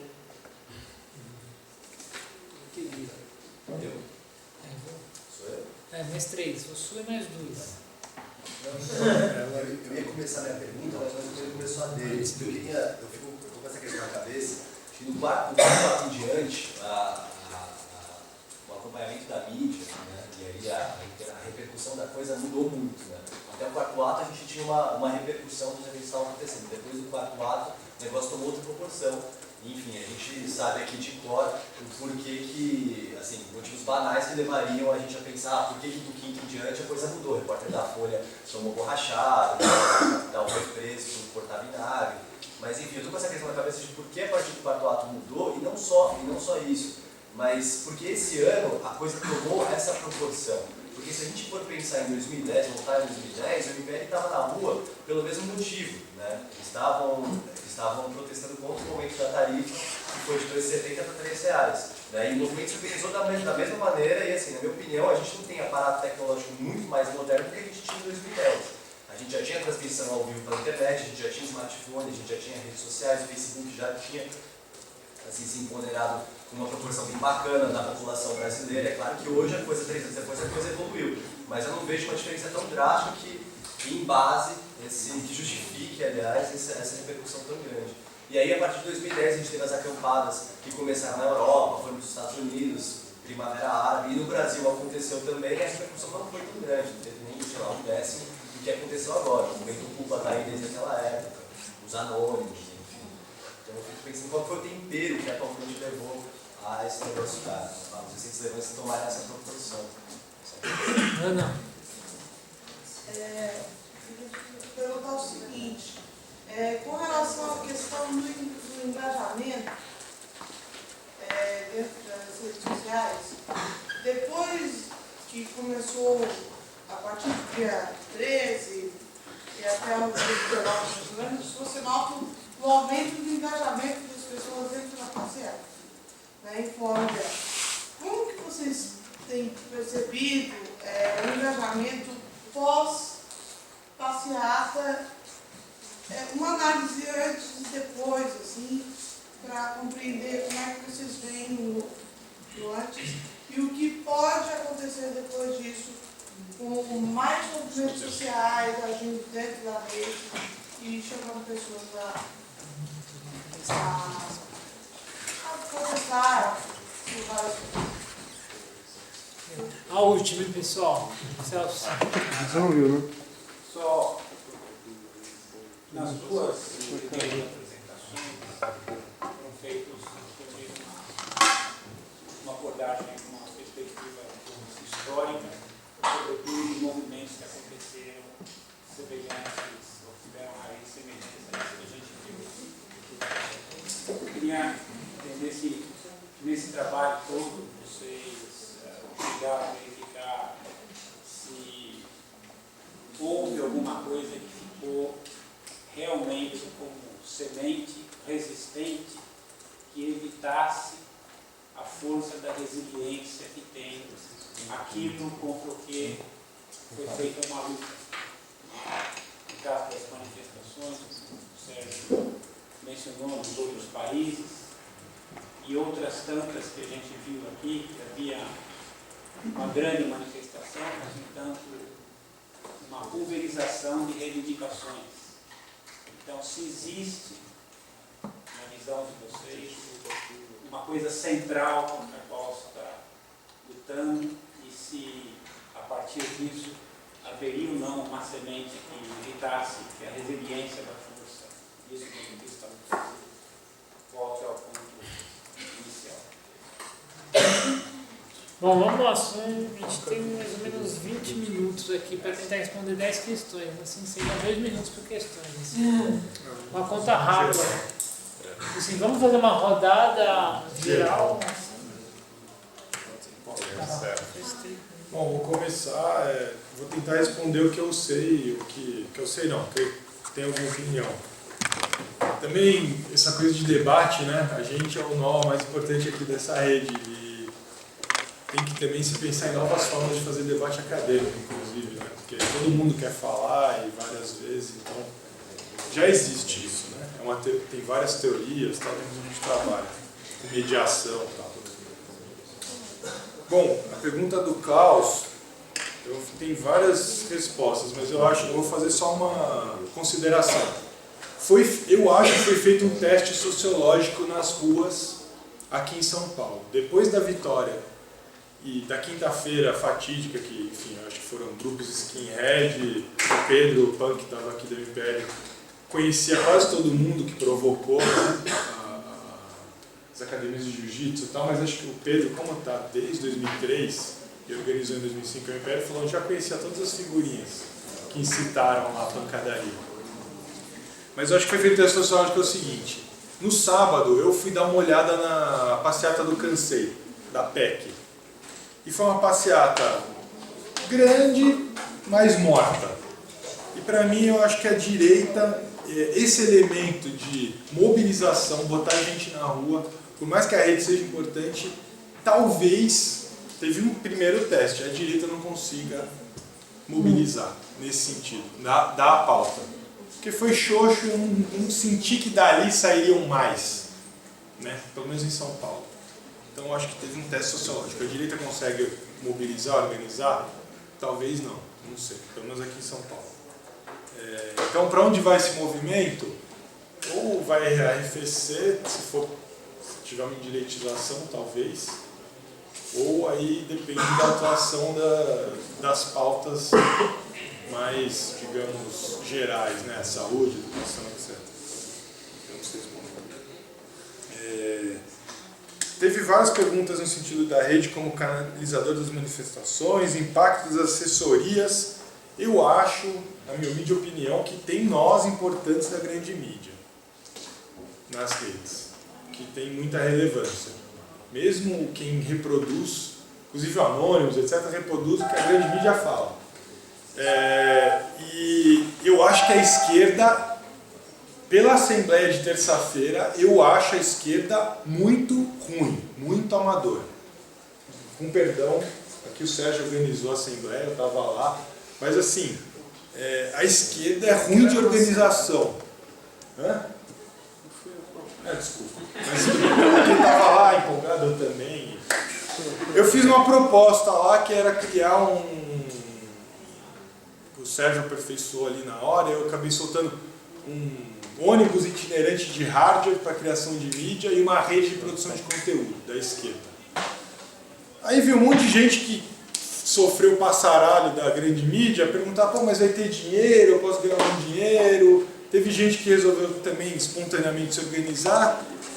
Eu acho que é o seguinte, é trabalho de base na rua, que nem o Passe Livre fez, para conseguir ter um contingente, mas na comunicação a gente tem que ter algumas formas. Eu sugiro crowdsourcing, alguma premiação razoável para as pessoas poderem trabalhar com pautas interessantes. Seria uma forma de você guiar e influenciar a rede, a esquerda guiar e influenciar. Talvez. Tá? Então com premiação, etc. A gente tem que pensar nisso. e soltar 5, 6 pautas, conteúdo e falar, galera, trabalha com isso, tenta ser o porta dos fundos da esquerda. Desse caldo tem que sair, não é possível. Se não sair é porque a gente é ruim mesmo, vamos pra casa. Tô brincando. Mídia caminha para uma perda de poder. Olha, a mídia foi pautada, eu acho, no dia 13. Porque eu estava em casa, estava doente, eu fui para o hospital, não dei aula, aí meus alunos sabem, estava bem doente. Dia 13 eu fiquei em casa e vi na Globo News, na Record, na Band, a pancadaria. A mídia, o da Atena foi pautado pelo Facebook, eu acho. Aí teve que mudar de posição. A Globo News eram os caras no campo. Pautado pelos cliques que ele fez uma... Pode ser. Uma pesquisa. A Globo... Ele perdeu a pesquisa dele. Não, ele também, só que a Globo News, os repórteres de campo estavam, digamos, de esquerda revolucionária. E precisou uma voz de Deus, uma voz de mulher, que eu não sei de onde veio aquela voz, ficar repetindo os jargões conservadores da Globo, porque todos os funcionários que estavam aparecendo estavam pró o movimento, denunciando a polícia, etc. Então não sei o que aconteceu aí. Mas ela, óbvio, difundiu o poder. A Globo, o senso comum era contra a corrupção e o povo não é bobo, abaixa de Globo, daí para baixo. O Globo vai para aquele lugar. Então a marcha dos coxinhas, que o pessoal da esquerda, aí, intelectualizado, fala, estava gritando isso na quinta-feira, quando teve o pau dos skinheads. Achincalhando a Globo, a todo momento. Então, tem uma difusão de poder, eu acho. Não, mas tá bem curto, eu já estou acabando. O que eu... Líder, para mim, é quem vai conseguir entender o que está se passando, inclusive com o auxílio da teoria, e manipular a rede, mas não de uma forma... É o cara que vai manipular é o Anonymous. O líder é o Anonymous. Veja bem, os caras fazem um vídeo, falam que está na boca do povo. Aquele vídeo eu achei também, deve ser do coletivo mais liberal, digamos. Né? Não muito de esquerda, ele fez lá as pautas dele, que eu não concordo com quase todas. Mas eles fizeram, botaram a máscara, fizeram naquele formato e foi uma voz em um determinado momento. Então, se você quiser influenciar, você tem que entender, e tem que entender os mecanismos que vai fazer com que o que você pense, por exemplo, imposto. Eu acho que tem que falar de imposto, tem que bater nos privilegiados. O Giorgio fica batendo nisso, o Márcio Postman estava aí e falou, tem 20 mil famílias que mandam no Brasil. Ponto, tem 70% da dívida pública na mão de 20 mil famílias. Você tem que cobrar desses caras a conta. E aí, quem está falando de imposto de renda, IPTU, imposto sobre grandes fortunas, ITR? O ITR do Brasil inteiro não dá um ano de arrecadação de IPTU da cidade de São Paulo. Quem está falando disso? Quase ninguém. Quando você fala, ainda o cara fica te xingando. Que a Fiesp, só última, é a última mesmo. Os outros não falam. Não, desculpa. Não, tudo bem.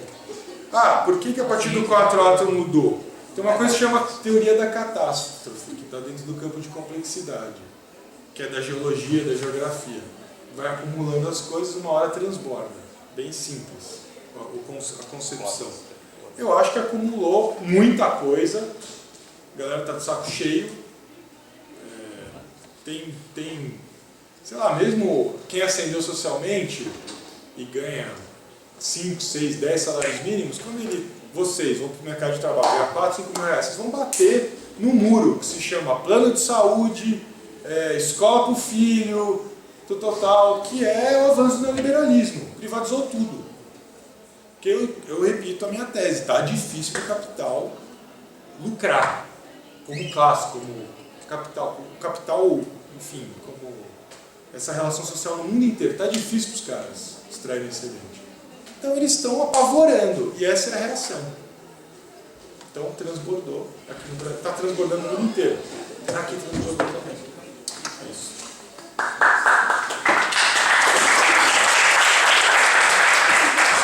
Valeu 5 minutos para você.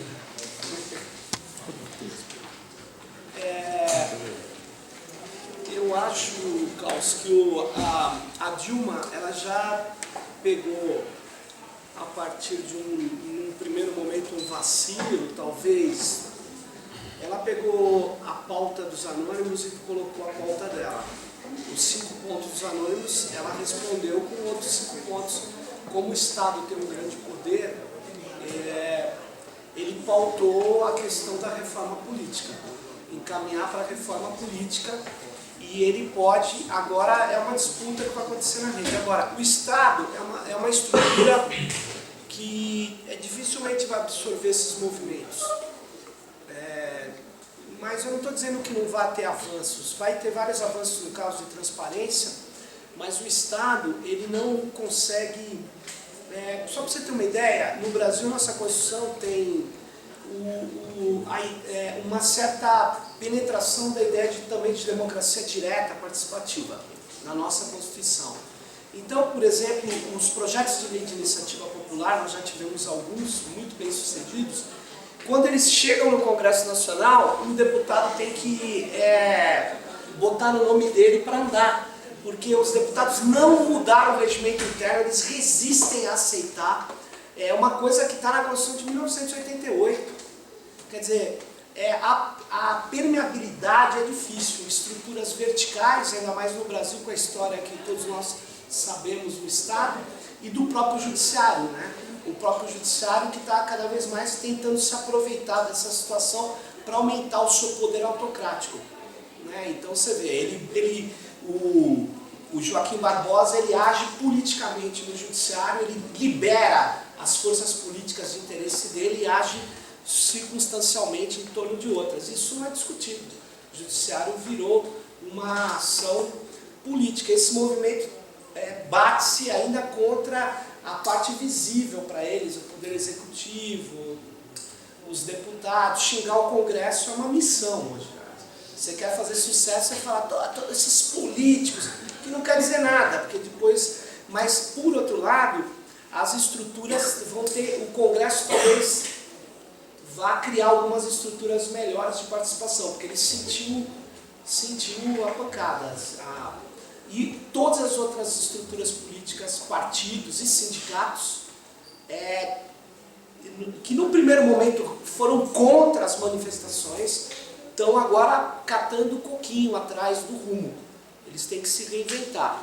Só mais uma questão, a mídia, ela perdeu o poder? Ela perdeu um poder, sem dúvida nenhuma, em relação à rede, e quando tem movimentos, ela perde a capacidade de só ela pautar. Isso é básico. Mas ela tem muita força, né? Fica até óbvio falar, mas ela tem uma força cultural muito grande, porque depois a gente vai ter que ver novela, as pessoas têm uma cultura, e futebol, e o que acaba ocorrendo é o seguinte, eles trabalham isso, eles trabalham a partir da disputa cultural, principalmente. Mas, na verdade, eles agora têm outros atores, e tem um ator que foi para mim, para quem não acreditava, foi muito evidente. O protagonista das ruas faz sua própria cobertura. Não adianta dizer não, faz. A imprensa não conseguiria fazer um acerto. A polícia foi comedida, não conseguiria. Tem um vídeo do menino pegando, o cara quebrando o vidro do próprio veículo policial, tem 1,5 milhão de views. É inviável. Ou você tira algumas coisas da rede, ou você não consegue controlar. É claro que isso está preocupando forças de direita, os Estados Unidos cada vez mais. Vou falar uma coisa assim, a estabilidade democrática brasileira e as garantias individuais são maiores aqui do que nos Estados Unidos. Os Estados Unidos, por exemplo, se aquele menino for pego que denunciou o vazamento, a cópia de informações do Google, do Facebook, das redes que o governo americano faz, espionagem, se ele for pego, ele vai ser levado para Guantánamo. Esses caras, eles têm uma situação muito complicada. Para concluir, o argumento contra a democratização das mídias é muito claro. Eles dizem assim, regulamentar mídias que têm concessão pública é para poder impedir a liberdade de expressão. Quer dizer, é esse o argumento deles. E é aí que você tem que atuar para quebrar o argumento.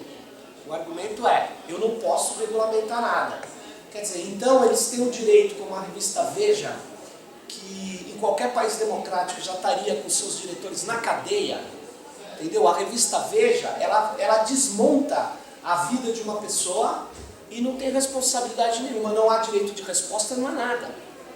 Não há nada, não há. Você tem que entrar numa situação muito difícil. Em compensação, você lança uma coisa para o judiciário e você tem um blog, né, o blog do A Falha de São Paulo, que teve o domínio cancelado, o site cancelado e o menino está sendo condenado por uso indevido da marca.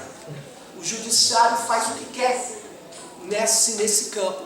E, no caso, a pergunta mais importante, eu não vou responder, desculpa, as outras não dá. Eu só queria dizer o seguinte, tem momentos que não tem liderança sim. Eu posso mostrar, tem multidões, tem momentos que se juntam, tem lideranças distribuídas, e nesse caso eu usei microlideranças. Tem liderança de movimento, sim, que disputou, e tem convocadores, que nem liderança zero. Eu chamei de microliderança, por falta, eu te falei que a gente precisa pensar melhor. Mas não há um absoluto. Esse movimento, uma coisa é certa, as grandes lideranças não estavam nele. Tanto é, qual o nome da grande... Qual o nome dos caras do Passe Livre? Qual o nome dos caras dos anônimos? Bom, anônimos não pode. A própria prática deles não é essa. Qual o nome da molecada que está convocando? O cara que convocou a greve geral amanhã. Não, na outra.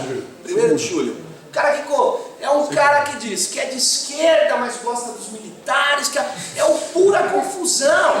Aí você vai dizer, esse cara é manipulado pela CIA. Não, tem a CIA, tem. Mas não esse cara. Ele botou uma página e está chegando à seguinte questão para concluir minha pergunta, que eu não tenho resposta. Por que agora? Né, que você fez, né? Por que não explodiu antes? Essa questão, eu tenho uma hipótese, mas não foi uma única coisa.